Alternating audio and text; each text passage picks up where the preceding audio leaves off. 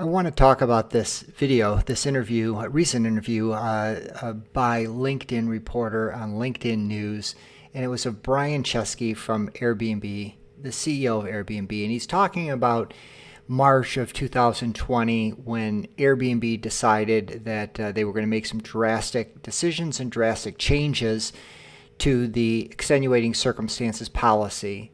Now, the Extenuating Circumstances Policy is a policy that Airbnb has that allows a guest to file a refund claim despite the cancellation policy selected by the host. So, host has a strict cancellation policy.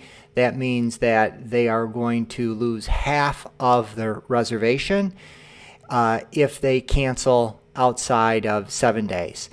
And they're going to lose 100% of their reservation fee if they cancel within 7 days. That means that the host and the guest essentially split the cancellation risk 50-50. Obviously, the host has their calendar blocked. They can't have anyone else reserved during that time frame. So outside of 7 days, 50-50 split of that risk with the guest if you have a strict cancellation policy that both the host and the guest have agreed to. The Extenuating Circumstances Policy, or ECP, was put in place in order to allow a guest to say, hey, you know what? My father died right before the reservation. I'm going to submit that documentation. I'm going to file a refund claim with Airbnb. Airbnb customer support has to go through a process in order to take that claim in, that refund claim in, process that refund claim, check all the documentation, make sure it met the strict requirements of the ECP, and the guest actually has to first cancel their reservation, then file this ECP refund claim with Airbnb. And there's only a very limited number of circumstances back in 2020 which could result in an override of that strict cancellation policy, of that 50-50 split of the risk.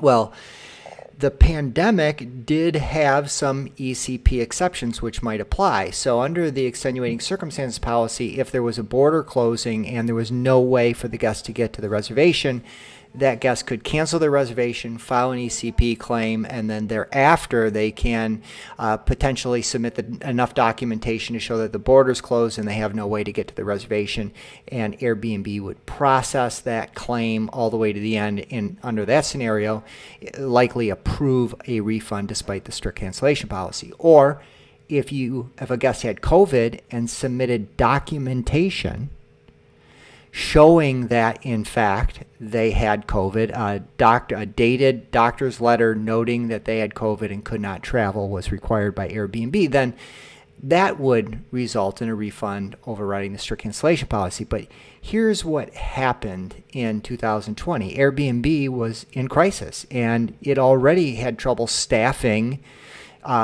customer support, which was always considered to be really haphazard and half-ass in many instances by both hosts and guests. So when COVID hit, they couldn't staff their obligation to process refund claims by guests. So what did they do? Well, before we get to the answer, let's go ahead and take a look at what Brian Chesky said about this period of time, March 2020. And when you have a crucible moment, like we did, where you're losing 80% of business and people are questioning your survival, it's a really clarifying thing. And suddenly, it's like the house is burning and you can only take half the things out of the house. And then you realize, well, what are the things I want to save? And those become your priorities. Airbnb is fighting for its survival in March of 2020. Doesn't know what's going to happen next, and so it made some choices, and it chose guests over hosts. It chose itself over guests and hosts. It decided that it wasn't going to staff customer support. It was going to simply refund all guests. And of course, Airbnb hoped that when travel returned, guests would remember that they got refunded by Airbnb, even though Airbnb didn't refund. The host is the one that lost the money, right? It was a host refund forced by Airbnb. So Airbnb essentially stole the money from the hosts and gave it to the guests. And they bought a lot of goodwill, several $1 billion worth of goodwill from guests with money that belonged to the hosts. as part of its strategy to survive COVID. Now, it is a breach of the terms of service and the ECP for Airbnb to avoid going through the ECP process to see if anyone had a doctor's note showing they had COVID, whether or not they could not reach the destination because of a travel ban or border closing or a flight cancellation where there was no alternative flight, where getting to the reservation was impossible. Airbnb never verified any of that. It actually required guests to submit that documentation, but it didn't even look at that documentation. It simply refunded all of the guests. So there's no real mystery here. Airbnb did what was best for Airbnb.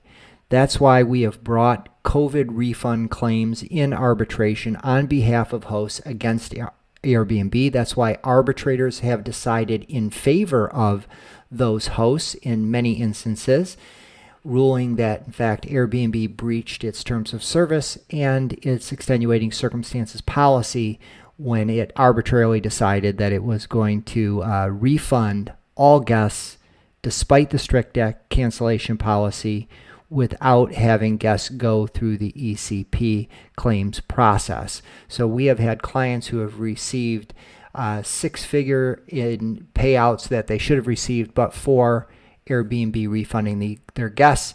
If you have a ECP refund claim, if you had a strict cancellation policy that Airbnb did not honor during the period of COVID, you can file for arbitration through us. I think we're pretty much one of the only games in town. You can file for arbitration with us, and we will pursue that claim for you in AAA arbitration before the American Arbitration Association on a contingency fee basis, meaning if we don't recover, you don't pay anything. So let us know if you have a COVID refund claim that you wish to pursue. And if you do have that, simply see if you can find the cancellations after March and prior to December of 2020. Run a report through through the Airbnb Council of canceled reservations, and you'll see how much money you lost, because you should have received 50% of all of those payouts canceled outside 7 days, and 100% of all reservations canceled within 7 days. My name is attorney Enrico Schaefer. Feel free to check out the links below if you want to contact us. And if you need any more information concerning your COVID refund claim, we've published a lot of information both in these videos, but also on our website. I'll also include those in the links below. One final note. We do have a platform called 10,000 Hosts, which is a community of Airbnb hosts, which provides free resources for those who want to arbitrate themselves on a variety of different issues. It might not be a COVID refund. It might be a air cover claim or host guarantee claim that Airbnb didn't pay. It may be that you were thrown off the platform unceremoniously by Airbnb for no good reason, and you need to file arbitration in order to get an order from an arbitrator telling them they have to let you back on the platform. This link at 10,000 Hosts, nas.io 10,000 Hosts, provides free resources on how to navigate that arbitration process, how to file in small claims court, and a number of other free resources for hosts. My name's Enrico. We'll see you next time.